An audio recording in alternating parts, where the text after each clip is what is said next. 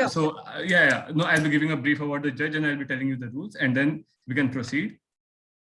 Yeah, so before we proceed to the rules, let me give you a brief about Judge Ms. Radhika Gupta, who is a senior associate in the dispute resolution practice group in the Mumbai office.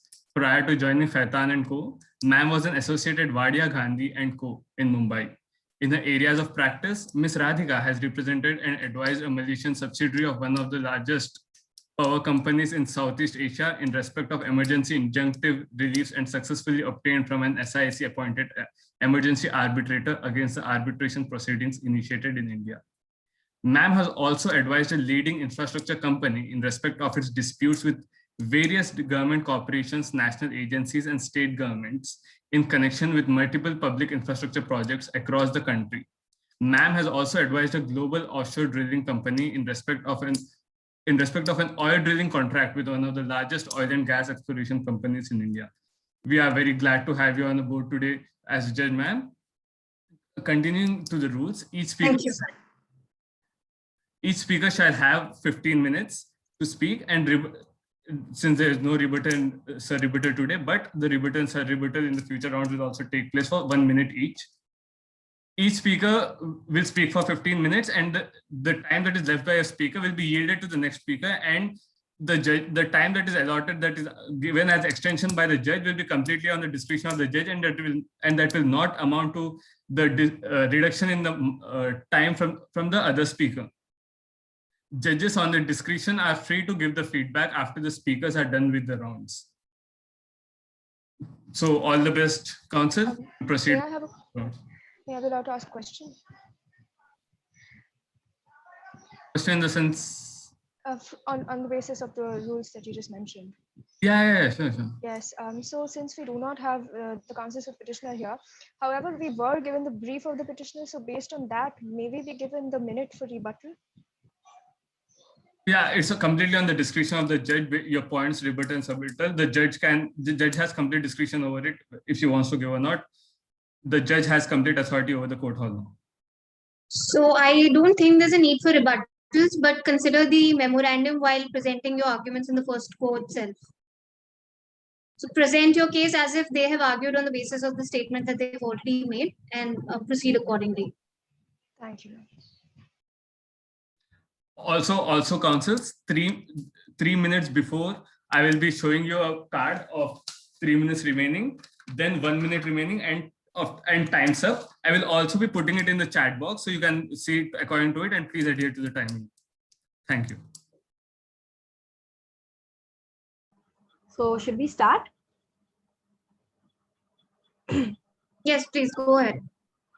The counsel seeks permission to address the bench as your ladyship.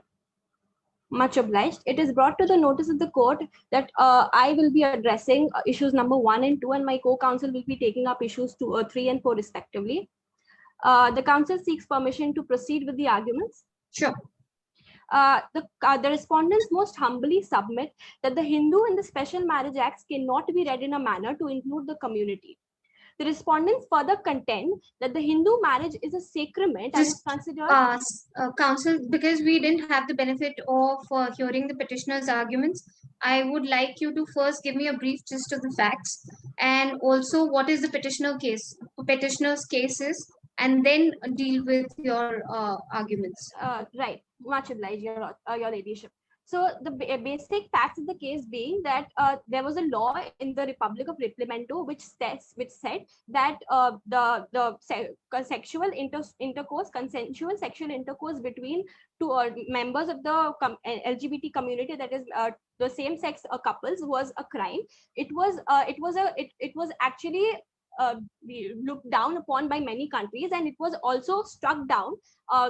It was actually struck down and decriminalized when it came to the privacy judgment. The privacy judgments also held that two consenting adults can consent in private, and this would be protected under Constitution under 21. Although there were no, which is the judgment, counsel? It is the KS Puttaswamy versus Union of India judgment, Okay. where it was the privacy was held up, and though even in the judgment of 377, which was Navteej Singh Johar versus Union of India, it was not the civil rights of the community was not held up. So there were petitions which were filed in the high courts of the Republic of Replemento, which wanted the civil rights for the community.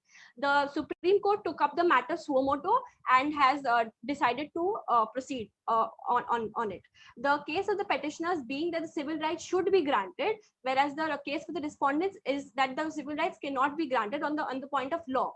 Therefore, if your ladyship is well aware with the facts of the case now, can the council proceed with the argument? Sure, sure. So just give me a gist of what the petitioner has argued with respect to the issues that you're dealing with. So the petitioners have argued that the civil rights should be granted to the community on the basis of the equality that these people are entitled to according to the Constitution, and that it is because, and that the definition of persons and parties which are mentioned in the Special Marriage Act and the Hindu Marriage Act are open to interpretation, as it does not define gender per se.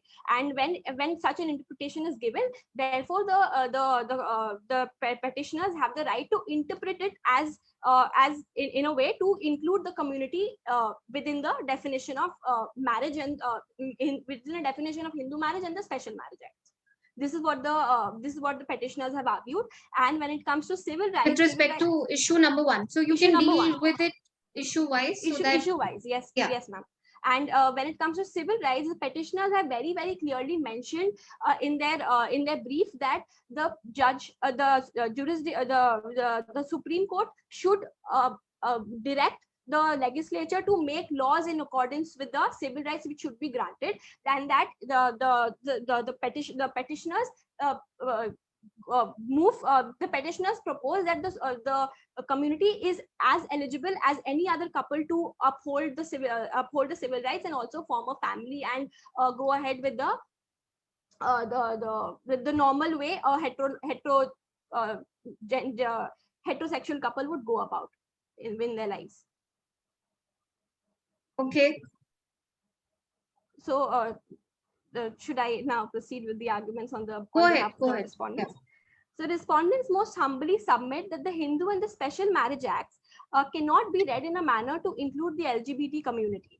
The respondents further contend that the Hindu marriage is a sacrament and is considered as one of the most important samskaras among the 16 samskaras which are laid down by the Dharma Shastra. If your ladyship could please refer to the documents to the document from the compendium, Hindu Marriage as Samskaras, a Resolvable Conundrum, giving you a gist of all the journals which have been mentioned in the memorial. Sorry, I'm just going to interrupt you for a minute.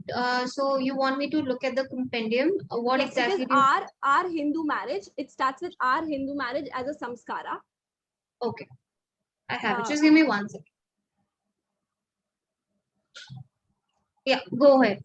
So basically, basically giving you a gist of all the the points which are mentioned in this journal, marriage is an important samskara and the only one for a woman to follow. The Hindu law, in spite of the law making it a secular mode of solemnization of marriage, has retained the Shastric ceremonies, which itself shows how important these ceremonies are when it comes to solemnization of Hindu marriage. The importance of Saptapadi, where even the incompletion of even a single step can lead to an invalid marriage. It shows that how important these ceremonies are to a Hindu marriage to be properly solemnized. It is important to note that samskaras generate a status, and what is that status in this case is a marriage, and marriage is defined in page 322 SCC page 2. If your ladyship could kindly refer to the document, page 322 SCC page 2. You're referring to the same document, right? Yes, which yes, says Hindu marriage. Yes. Page 322. 321 and page 2 of the SCC. Yeah, I have it. Where marriage is defined as a status between a man and a woman, thereby clearly leaving out the community community and leaving no scope of interpretation whatsoever in this case. It is also contended that reading the community into these acts is a very tautological argument to make. It is basically saying that these acts, these people, the community should be read into the act because they should be read into it without giving a proper. Counsel, I'm going to interrupt you for a minute. 2 questions. What is the source of? So I understand it's an article. It's quoting from somewhere, but what is the original source of this quote? What is the text that has been quoted here at page 321? Just a second, Your Lordship. So the source of Hindu marriage, the source of this is basically the historic definition of marriage, which has been going on for a long time. Hindu rituals and ceremonies, as we know, is not exactly, there is no book per se which kind of instructs the ways and the ways the Hindu ritual should be carried out, except the Dharma Shastras, which lays down rules which have been followed over a period of time. Any layman on the street, if you ask the person what is the definition of marriage, the person will always say that it is a union between a man and a woman, and therefore looking at the history of marriage. That's right, Counsel, that's right. But see, what you've pointed out is a very specific statement, and I want to know what is the primary source of the statement, and why is this court bound to look into the statement? How is this relevant for this court? It is relevant for this court because the Republic of Replemento, being a secular country in nature, has to keep in mind the religious beliefs of all the other sects which coexist in the country, and Hinduism being one of the religions which is most popular in the country, believes that institution of marriage is one of the most important ones in the sphere, where marriage is which is sacred in nature, which is very personal in nature, and therefore it is very important for Counsel. You're mixing two things. One is your set of views, your interpretation of what has been said, but I am just referring to this very specific statement that you pointed out, and what is the source of the statement, which I'm not able to elicit a complete response from you on that. So, and the second question was, I'm going to repeat myself as to why is it binding on this court? Do you carry any precedent which says that this court can look into these sort of statements? Because I am looking at footnote number 2, which footnote number 2, I'll just interrupt you there. Ma'am, it's from the Rajbali Pandey Hindu Samskaras 1976. Through the author has examined the various samskaras in detail. He does not it's from this is a source basically, where I mean the footnote itself sort of contains a caveat. He does not answer some of the basic questions relating to samskara, and I'm not sure of the validity of this source. Anyway, do you have any precedent that helps support your argument that the court can actually look into these historical texts? Okay, I'll assume that this is a historical text of significance, but is there anything to suggest that the court should look into these texts? Significant. I would request your ladyship to let me answer this question at the end when the argument altogether, when the argument's end. Proceeding, it is. But then you will not be basing your argument on this contention, because I'm not satisfied. So if your contention is premised on this argument, no, it will proceed. So it is also contended that reading the community into these acts is a tautological argument to make, unless it can be proved that the court definition of the union includes the community, which in this case is not possible, because when we see the year in which these acts were made, it was 1955 and 1954 respectively. It comes to Hindu Marriage and the Special Marriage Act. That at that point of time, the community was criminalized in nature. So there is in no way can the petitioners even say that the lawmakers at that point of time had this idea in their head to include the community somewhere down the line in future. So therefore, this is this argument, and making this argument from the side of the petitioners is absolutely an absurd argument to make. Proceeding, when we talk about the preamble of the act and exactly how the act should be interpreted, if your ladyship could refer to the Hindu Marriage Act, the preamble of the act very clearly states that it is an act to amend and codify the law relating to marriage among Hindus. Therefore, here Hindu, the word, it is basically to codify and solemnize the marriage between two Hindus. It is not with respect to the gender, it is with respect to the faith, and therefore trying to interpret it as the way we want to is kind of an overreach and literal. It goes beyond the literal meaning of the act. Also, but as you mentioned that this, application itself seems to be gender neutral. The only requirement seems to be that you need to be a Hindu. And then why distinguish between genders? A person from the community, LGBTQ community, as long as a Hindu, why shouldn't this act apply to him? Ma'am, I beg to defer your ladyship, but I have never mentioned in my arguments that this act is gender neutral. I have always stood by the stance. But you mentioned that it does not refer to the gender, it only mentions the religion.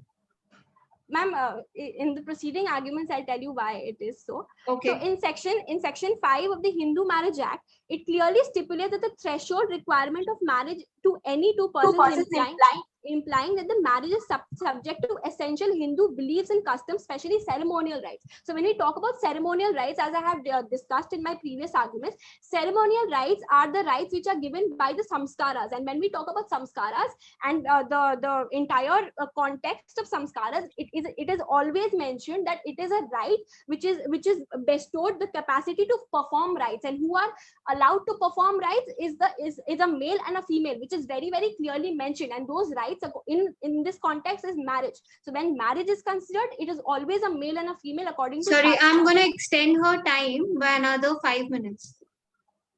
Right.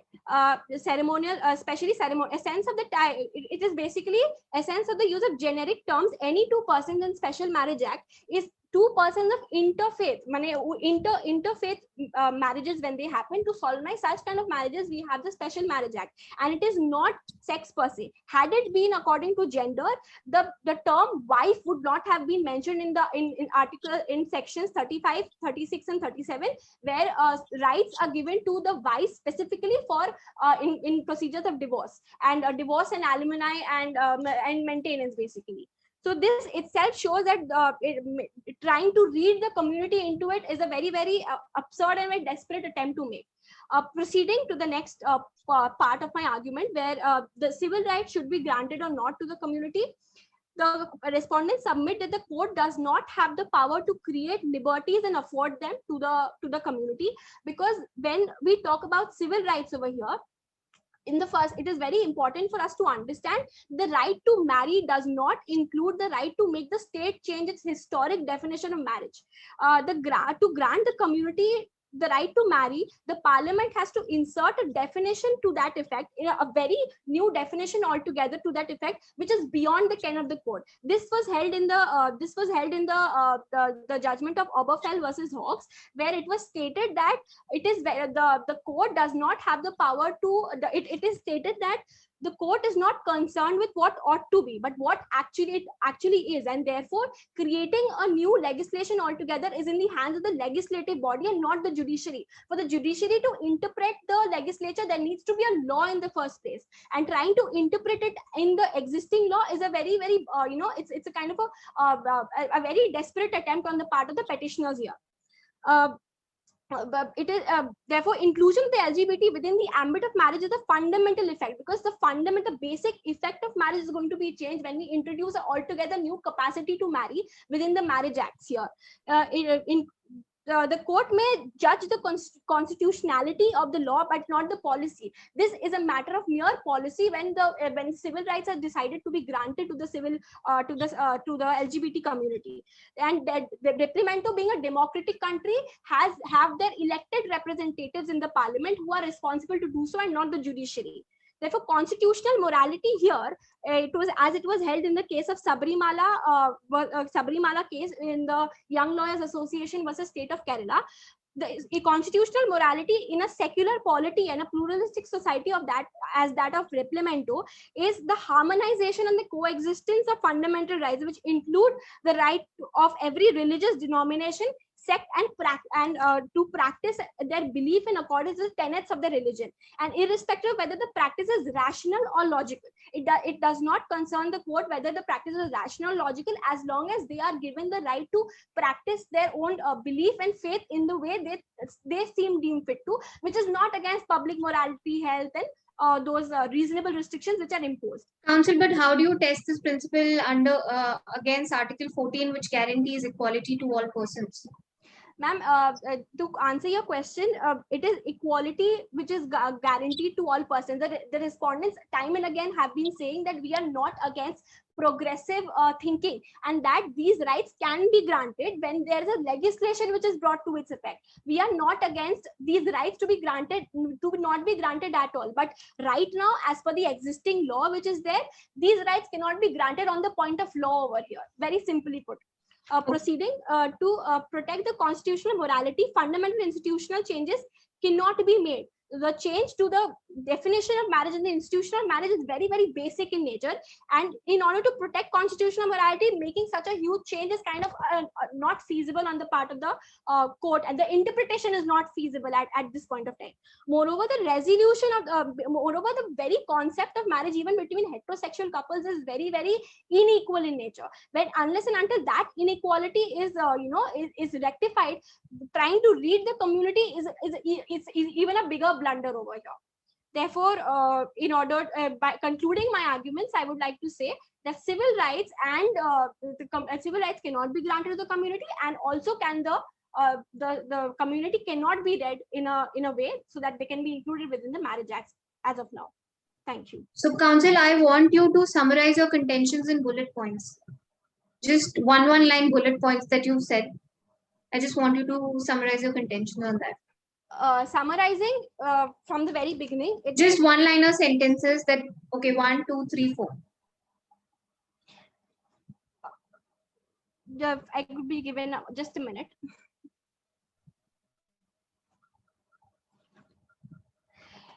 To summarize, the preamble very well states the scope of the acts. Therefore, interpretation is not possible. Second one being that the Hindu Marriage and the Special Marriage Acts are on the basis of faith and not sex, and does not even allow interpretation with regard to the preamble when it is read with the preamble. Also, that giving out interpretations and constitutional protection is beyond the ken of the court, and is a matter which needs to be picked up with the legislature and not the judiciary. Yes. That's fine, Council. And do you want to answer the question that you said you will address at the end of your arguments? If my co-counsel is unable to do so, that's fine. I'll do it again. Okay, that's fine. Go ahead, Ms. Sarkar. Thank you, my lady. If I proceed with my argument after answering the question that was posed before my co-counsel, the journal that she's quoted is Hindu Marriage, a Resolvable Conundrum. The journal tried to answer the question itself as to what constitutes marriage and whether a definition can be set in the Indian context. Now, we are looking, if you would, your lady, if my lady would look into our memorial, you'd see that there is a large number of instances of foreign cases mentioned as well, in addition to cases in India which have specifically dealt with religion at its core, although the issues were significantly different for each of them. We believe that international jurisprudence does have a role to play in how a constitution determines constitutional morality in the larger question of whether rights within the constitution, how they are balanced. Therefore, we have put in all of those cases. And in addition to that, we see that when we look at the United States Supreme Court, they had a definition of marriage, which definition itself had said, had restricted marriage between man and woman. If we realized that Canada had brought about an act on its own, and that act allowed for marriage between members of this community. We understand that in Australia, only civil unions would be allowed, as opposed to unions in accordance with religious rights. Now, when all of this comes into play, that is the reason we try to answer the question of how far we can delineate the scope of marriage itself, and what would be that basis on which we can debate the question around religious rights, as also, of course, the right to equality, which is guaranteed to every citizen. Now, we believe that the scholar Mr. B.N. Sampath in this regard has quoted Dharmashastra's Griha Sutras. He has quoted in that particular line, I believe that is citation 10 of SEC itself, which is Jaimani from Sahara. And in the other lines that my co-counsel has mentioned, those are picked up from the Dharmashastras, right? These are in several cases of the Union of India, at those that have been discussed at the Supreme Court level. They have taken the help of these religious treatises and texts in understanding how far religion can determine. Now, this is most significant in determining what are essential to a Hindu marriage. So that differs across the country, but in determining what is not essential, they have primarily looked into it. I believe there is a most important case of the Calcutta High Court, which is not quoted in our memorial, considering it wasn't significant to our arguments made. But there too, the judges sat, the judges sat and they determined they went through all the texts and they wrote down how far it was impracticable to, I think, restrict the scope of marriages between parties based on faith itself. That is why we think there are judicial precedents in it. If you would look into all these cases that have talked about religion, starting from Sabrimala verdict, which she has already mentioned. Yes, my lady. Right. But the source you've cited is not the primary source. That was my concern. What you've cited is probably the author's opinion and not the primary source. And the precedents that you're referring to, I think they refer to the primary source. So maybe there is something which is quoted from the Dharma Shastra itself or from the actual Vedic scriptures, and not something which is, in the form of an opinion or a commentary on those Vedas. So that's the difference. But if you have any precedents, please feel free to share with me. If they are not already a part of the compendium, I'll have a look at that as well. Yes, my lady. We believe they are a part of the compendium. However, there are some more which we might share with you. So in Durga committee as well, I think the Durga committee case, if I have it here, I could just share it directly.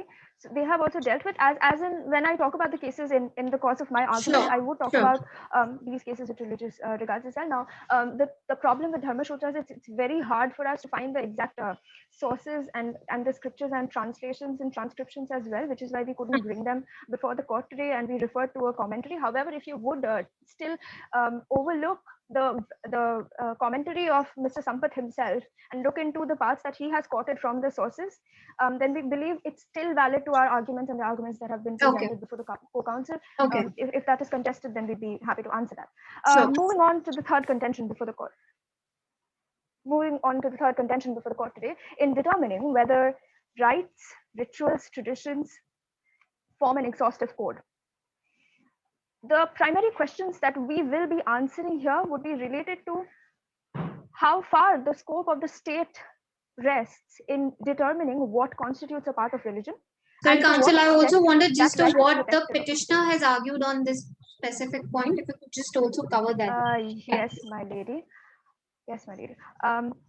They have primarily argued that their contentions rest on that the facets of life, right to life, personal liberty under 21 of the Constitution allows the right to marry, right to live with dignity, ought to be read in consonance with the right to freedom of religion, and thereby these communities should be allowed to solemnize their marriage in accordance with the religious rights of the members of this community, which is the fourth argument. I believe that the fourth argument is riding on the third argument, which is that the Hindu Marriage Act has an overriding effect on any other custom or personal law with respect to the provisions mentioned in the Act.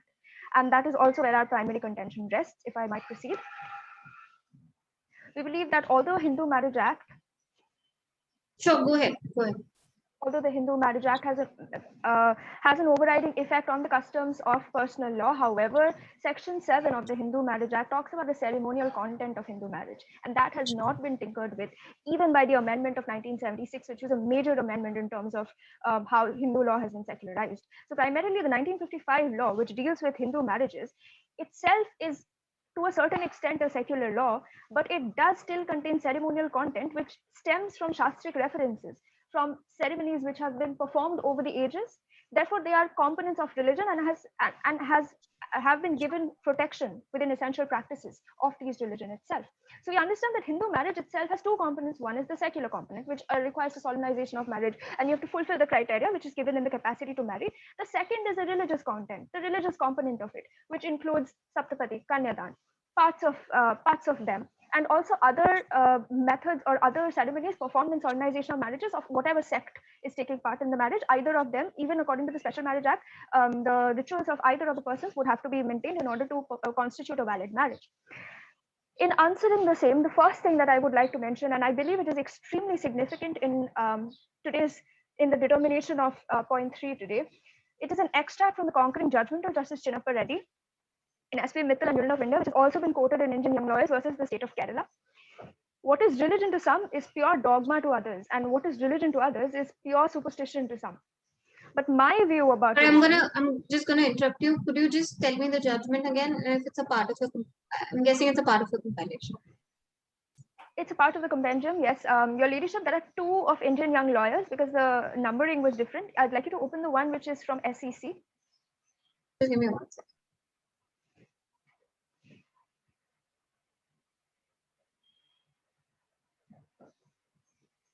I have it. Yeah. Yes. So what were you referring to? Page 209. Page 209, I'm referring to how Justice Chinnappa Reddy has defined in his concurrent judgment in SP Mittal versus Union of India. This is significant in only determining the flavor of the argument that I'm about to make, my lady, not particularly about the point of law. However, with your permission, I will proceed. What is religion to some is pure dogma to others. What is religion to others is pure superstition to some others. But my belief about religion, my prejudices, my predilections, if they be such, are entirely irrelevant. This is what I'd like to firstly bring forth before the court.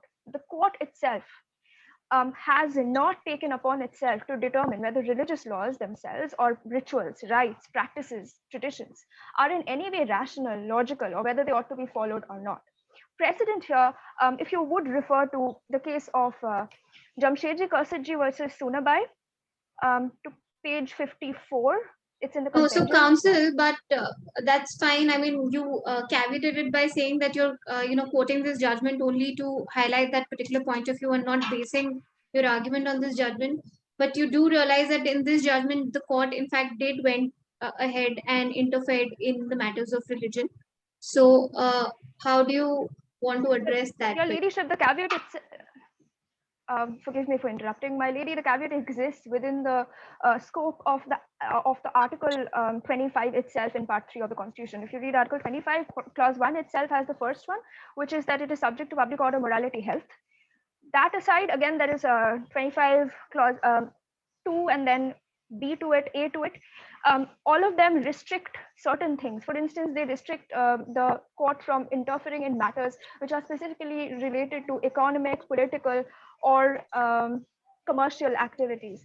And then the Bombay Trust case was determined in Ratilal, which is also quoted here, and we might also look into it, which means that the facts of the cases were significantly different. Today's facts are very different from what we have seen in those cases. For example, if you look into the judgment, which is probably going to stand the most against us, Indian Young Lawyers versus State of Kerala, very importantly, the sect, Ayyappan sect, couldn't prove that its practice itself was essential under 26, which is significant because that practice you have to prove that it is definite, that it is uniform, that it is of a sufficiently antiquated origin. They couldn't prove these basics, which is the reason the judgment to a certain extent swayed towards the larger arguments of how constitutional morality deals largely with equality as well. But those were not the ratio of the case. The ratio would deal with Article 26 and its application within the Act itself, which is why we believe that this is significant. Of course, I'm not basing it on this, but it's still important because the facts are different. And secondly, because the court tells you how far the court can go in determining whether rites and rituals can be tinkered with by the court itself.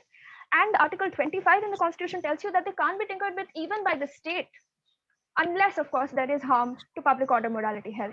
And those are the caveats that are given there. Now, you would refer to Ratilal Paramchand Gandhi versus State of Bombay, since we were on that point. In that case as well, they were dealing with Bombay Trusts Act and how far the state can interfere in religious trusts and that matter. However, there too, they have defined that Article 25, free exercise of religion, which is also meant the performance of outward acts in pursuance of religious belief. Here, outward acts would mean the marriage rituals that are performed, the religious component of marriage, ceremonial content of marriage. The outward acts are protected under the exercise of free religion under 25. So it's not just your right to hold the belief of religion, it's also your right to go ahead and manifest that belief, as has been held here. And the state, Article 25 contemplates that the state cannot regulate such religious practices unless they run contrary to public health, morality, unless they run contrary also to economic, commercial, political character, they are of such character that the state can intervene within those acts. This has been held in Ratilal itself. We believe this is significant to prove our point that outward acts which are done in marriages, such as customs, such as rites, rituals, traditions, they are exhaustive because the judiciary cannot define how far those rights extend or even judge the validity of such rights. Neither can the state unless those values that we've already discussed are heard. Here we can also refer to Adelaide versus Commonwealth, which is a High Court of Australia judgment. It has also been referred in Indian Young Lawyers versus Union of India, which I think will be easier to look into. In Adelaide versus State of Australia, they have mentioned. Before we go into what you're relying into, I want to understand what was the factual matrix in which this judgment Adelaide was determined. Yeah. Yes, my lady. Adelaide was determined on Jehovah's Witnesses. So there was this sect within religion itself, and they call themselves Jehovah's Witnesses. Adelaide Company of Jehovah's Witnesses versus Commonwealth. There they performed certain rituals, and they had certain rights and certain economic interests as well, especially interests which related to public order. I think public order was the point in question in Adelaide versus State that these persons of this sect would indulge in, and the state believed that it was against public order of the state to allow them to continue. However, in delineating the same, they have repeatedly held that outward expression of religion would still be protected under the right to religious freedom in Australia if they don't run contrary to public order. We don't believe the question today, which is the question of allowing persons from the LGBTQ+ community to be read within SMA and HMA, Hindu Marriage Act and Special Marriage Act 1954 and 55 and 54 respectively. We don't believe non-inclusion or non-reading within those acts is something which is opposed to public order. In fact, we believe the interpretation itself is an overreach. That is why the ratio would not apply. However, their observations in relation to how far religious freedoms exist or how far their scope extends is significant in our judgment. It has been quoted as well. We understand that in Ratilal and therefore taking the help of Ratilal and Adelaide, we've noted how far these rights extend. Now, if we would, a very important judgment would be Devyani versus Chidambara in India itself. If you could refer to Devyani versus Chidambara, Your Ladyship, the first line, it's this is Madras High Court, right? This is Madras High Court. Madras High Court, yes, Your Ladyship. Okay, so what was the issue involved here? Devyani versus Chidambara dealt with the self-respecters cult. So there was a group of persons who did not believe that the ceremonial content of Hindu marriage ought to be upheld, and they went ahead and formed a group of themselves, and they propagated Gandharva form of marriage, but without any of the rituals that form part of Hindu law. And they went ahead and I think that in the presence of friends, they would exchange garlands, and that would be a valid marriage. And they went ahead and performed these marriages, and all these marriages, slew of cases came before the court. Your Ladyship, we have mentioned Devyani here. I also believe we have Rajati versus Celia. That was another case dealing with these cases. A slew of cases went to all the courts, especially courts in South India, because this self-respecters cult originated in South India. Okay. And the court had to determine whether such marriages are valid or not. I mean, determine whether such marriages are valid. The first question the court asked was whether ceremonial content itself has standing in law, and they determined that they do, because the religious freedoms guaranteed under 25 allow the ceremonial content of marriage to be left unhampered. So following from that, they said that to perform acts or to perform manifestation of your religious beliefs, you may very well believe not to be a believer of the rituals of Hinduism, but for you to perform or solemnize a marriage following those beliefs, you would still have to prove that those beliefs have a basis in religion. So then there would apply the essential practices test, and you'd have to prove that the practice is sufficiently ancient, that it is definite, that it has uniformity of practice amongst all persons belonging to that cult. Otherwise, the marriage would not be held to be valid. Long held usages, practices, rights cannot be modified, and new rights cannot be created and granted constitutional protection under 25 was the basis of what was held in Devyani versus Chidambaram. And all the marriages that were held invalid of the performance of marriages under the self-respecters cult here. We understand, basing our argument on that, we understand that rights which are based on traditions, rituals, cannot be added into the constitution or cannot be added into the religious usages, and therefore also protection under 25 of the Constitution. Thus, they are exhaustive to the extent that it can be proved that they are an essential part and that they are sufficiently antiquated. We believe that opposite sex requirement in marriage is integral and essential to marriage itself, to the extent that in no instance of marriages performed, even in the past, none that the petitioners have been able to show to us in their memorial, and none that we have found in arguments advanced heretofore, they have been able to prove that such marriages have been solemnized in the past, or that there is a certain section of the people at least who believe that such marriages form a part of their religious rights itself. So this does not form a part of that exhaustive code which is protected under 25, subject to public morality, health, and order. We've explained that public order has not been hurt here. We explained health is not a matter of concern here because health rights don't get affected under 21. Morality is the only thing that we are left with. We think that morality here is the same as public morality, and that morality would in consonance be taken with the balancing of rights that we are going to do in point 4, and it would be in consonance with constitutional morality as has been explained by my co-counsel. We'll move on to that, but before a little bit more on explaining why and how the appeal to history is conclusive, if your leadership would refer to Eddie Thomas, which is a judgment of it's a judgment of international jurisprudence and significant to the effect that it determines what constitutes a religious belief of the petitioner. Eddie Sorry, Thomas which judgment is this? Yeah, okay, I have Eddie Thomas versus Review Board Employment. Yes, your leadership. There, a person again belonging to the sector of Jehovah's Witnesses went ahead and said that performance in making armaments would be significantly against his religious beliefs, and he would not indulge in such acts. The court brought forth another witness who was also a member of the sect and said that this person's religious rights, not the court, forgive me, the respondents went ahead and said that this person is not, his rights are not being harmed. He's working at the same armaments factory, so can you, since those are the religious views. And in dealing with that, the court went ahead, and the first thing the court said is the court will not be the determinant of what constitutes a religious belief essential to a person's right to conscience, freedom of conscience over there. So if this particular person who has asked for state unemployment benefits here believes that his scriptures forbid him from taking part in manufacturing armaments, then the court can't say that that is an illogical belief, or that it doesn't even have basis in law, because it does have basis in scriptural interpretation of that is individual to the person. So the individual's right to freedom of practice of religion under 25, as well as individual's right to self-expression itself under 19, both of these ensure that individual freedoms, individual interpretation of religious rights are what still constitutes a part of religion, and the court will not deal with it. The court will not enter it at all. So then we understand finally that when there is a question of rights between individual and the community standards, what the community holds to be true to the community, the court has dealt in Eddie Thomas, as well as to a certain extent in Sabrimala itself, Indian Young Lawyers. It has gone forward and said that individual rights would take precedence over the values of the community. That has to be read with the fact that the values of the community together would also form a part of public morality. Both of them would be balanced against one another. So you only have 1 minute left, so I believe you have also one more issue pending. How much time would you take? Can you wrap it up in 2 minutes? Need more time. Yes, your leadership. If I might have 2 minutes here. Yes, your leadership. Finally, we understand that there is a collision of rights under Part 3 of the Constitution, as has been put forth by the petitioners itself. They have said that these are rights like equality under 14, 19, and 21.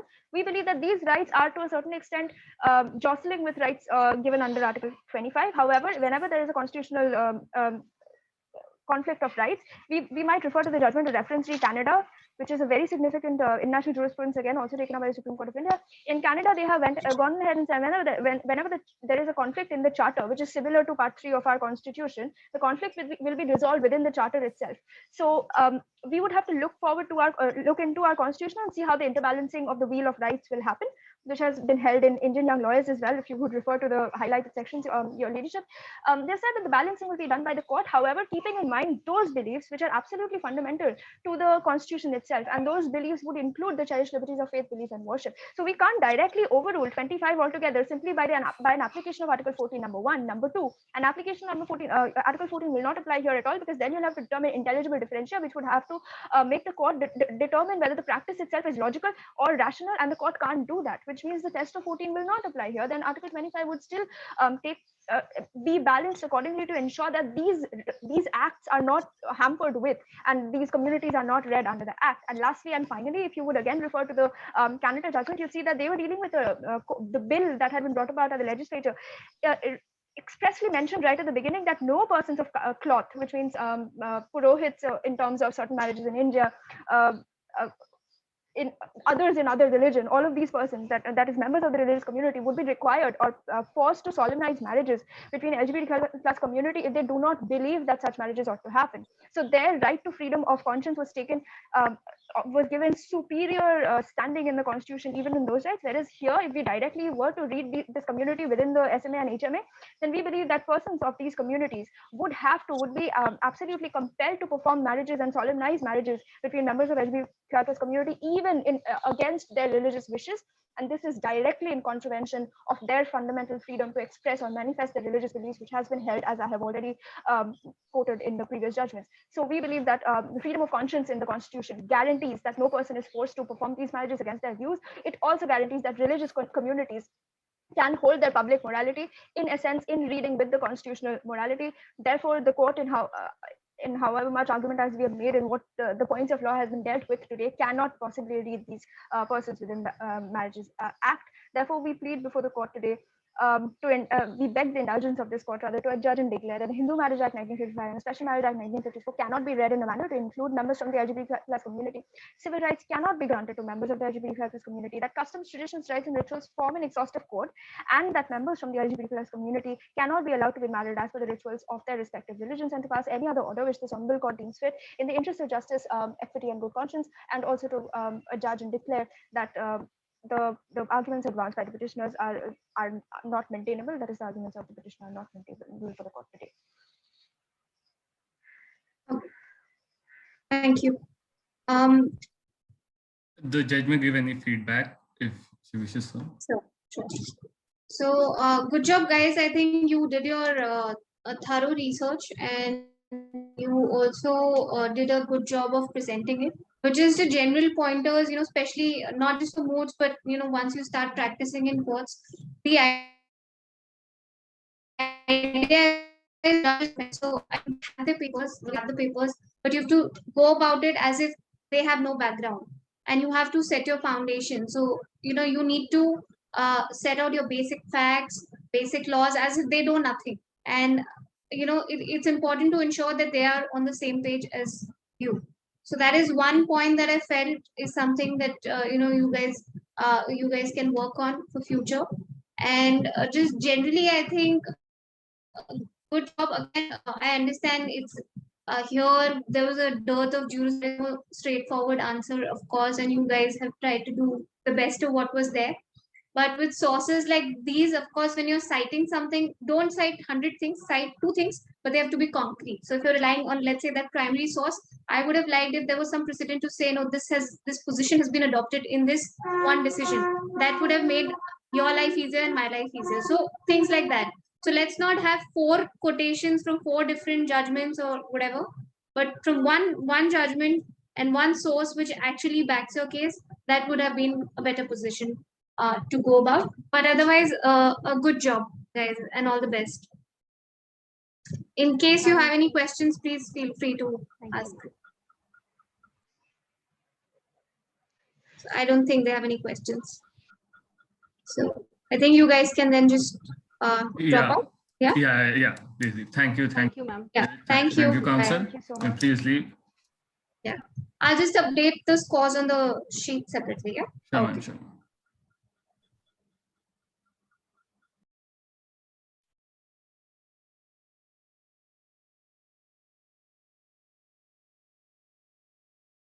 The score sheet. Who's recording?